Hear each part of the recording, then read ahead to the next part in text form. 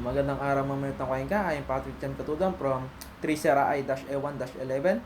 Ipipresent ko po ang Introduction to Forensic Chemistry. So bago tayo magsimula, lesson objectives. Identify the basis concepts of forensic chemistry. Trace the historical timeline of forensic chemistry. So table of contents. Describe the main purpose and application of forensic sciences sa slide 2. In the slide 3, differentiate the basic concept of forensic chemistry. And slide 4, describe the 4 roles of forensic chemist. And slide 5, describe the rules in the practice of forensic chemistry. So, proceed po tayo sa slide 2. So, describe the main purpose and application of forensic sciences. So, forensic science applies science principle, techniques, and methods to investigate a crime. At the first, this definition of forensic may seem to have no connection with the more popular crime-solving description, but it does. The legal truth is sought through the use of adversarial system rather than the scientific method, and decisions are made only after each side has been given an equal opportunity to argue all the issues at hand. To analyze physical evidence, forensic chemistry draws on chemistry principles and concepts, investigating the physical and chemical properties of substance and central to forensic chemistry. Without an appreciation for these properties and the scientific methods, forensic chemistry would not be possible. So, kasama din po dito sa main purpose ng application ng forensic sciences ang identification. So, identify the purpose of investigation, identity the resources required, and preservation, analysis, documentation, and presentation. So, proceed po tayo sa next slide. So, differentiate the basic concepts of forensic chemistry. So, basic concepts of forensic chemistry. So, question sample. So, question sample, the sample being analyzed having unknown identity. So, ito po yung question sample natin. Ito pa po yung hindi pa nalalaman na identity na sample. So, sa known sample naman, the sample having known identity and origin. So, sa known sample naman, ito na po yung talagang alam na yung identity and origin. Hindi katulad sa question sample. Kumbaga, kung may question pa lang kung ano nga ba talaga yon. So, third, evidence. So, available body of facts or information indicating whether the belief or proposition is true or valid. So, evidence natin, syempre, kailangan to sa bawat krimen, di ba? Para natin masusolve yung isang krimen kung anong evidence. So, kailangan din ito na yung evidence na yan is true or valid. So, scientific method.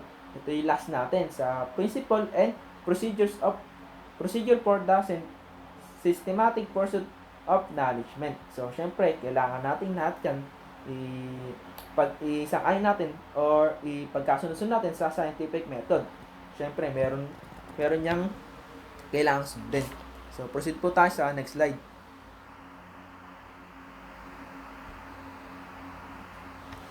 So, describe the 4 roles of forensic chemist. So, the most forensic scientists analysis evidence in a crime laboratory and spend little time at the crime scene. The duties of forensic scientists are not exactly as they are portrayed on many popular television shows. So, where the crime scene investigators plays the role of Sherlock Holmes and does everything from collecting the evidence to solving the crime. In real life, a team of experts does the job of television's crime scene investigators. So, the forensic scientists do not directly solve crimes. They simply analyze the physical evidence only. So, first natin, forensic chemists analyze non-biological trace evidence found at crime scenes in order to identify unknown materials and match sample to known substances. So, they also analyze drugs control substances taken from scene and people in order to identity and sometimes quantity this. So, second, they must follow strict procedures regarding the handling and documentation of evidence, as well as scientific protocols to ensure the quality and reliability of tests and equipment. So, third natin, the pressure from law enforcement personnel to speed result can be intense. So, the forensic chemist must be able to prioritize well and work efficiently while ensuring the results of accurate. So, last natin, testifying in court requires strong communication skills, include the ability to remain calm in the face of cross-examination and explain complex scientific procedure in a manner jurists can understand. So, yan po ang roles ng forensic chemist. So, proceed po tayo sa last slide. So, describe the rule in the practice of forensic. So, first we have go slowly. Second, be thorough. Take notes. Consult others. Use imagination. And avoid complicated theories. So, first, dito muna tayo sa go slowly.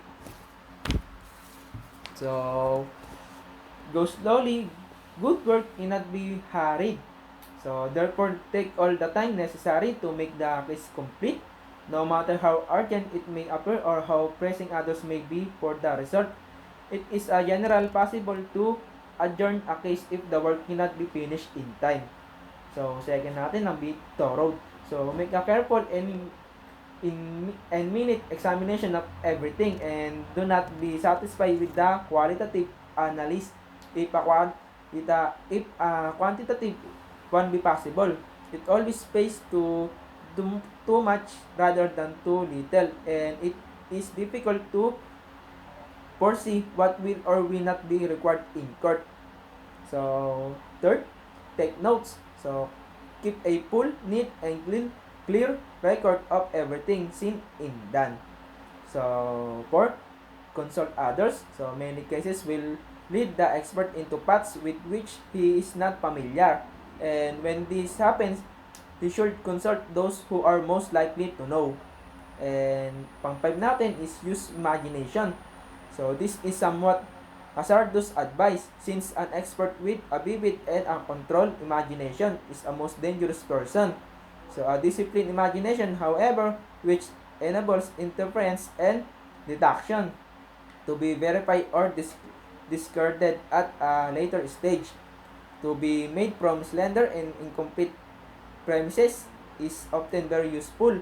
In writing the report, the imagination must be kept well in hand. The expert should remember that what to him may be merely a helpful working hypothesis is liable to be taken by others from more than its actual worth and adopted by team as final explanation. So, ang last po natin, ang avoid complicated theories. So, the simplest explanation is the most likely to be the right one. So, yan ang ating 6 rules in practice of forensic. So, proceed na po tayo ulit sa front page. So, ito na po ang aking presentation para sa introduction to forensic chemistry. So, tatapusin ko na po ang aking video. Maraming salamat po and God bless. Mamilitang Cuenca.